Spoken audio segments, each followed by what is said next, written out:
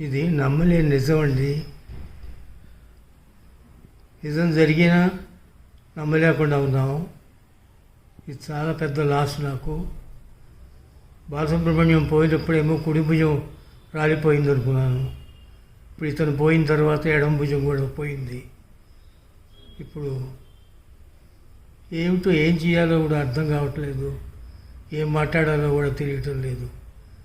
అంత సన్నిహితంగా ఉండి అంత చక్కగా ఉండి మాట్లాడేవాడు ఒకసారి అంతర్ధానం అయిపోయాడంటే చాలా నమ్మశక్యంగానే నిజంగా ఉంది. ఇది ప్రస్తుతానికి ఇంతకంటే నేనేం మాట్లాడలేదు. వాళ్ళ ఫ్యామిలీకి వాళ్ళందరికీ కూడా మనశ్శాంతి కలగాలని, ఆత్మకి మనశ్శాంతి కలగాలని ప్రార్థిస్తూ నేను ఇంతతో విరమిస్తున్నాను. ఇది చాలా చెప్పలేని ఒక సిచ్యువేషను. అందుకని ఇంతతో నేను మాట్లాడలేకుండా ఉన్నాను. నన్ను క్షమించాలి. సెలవు.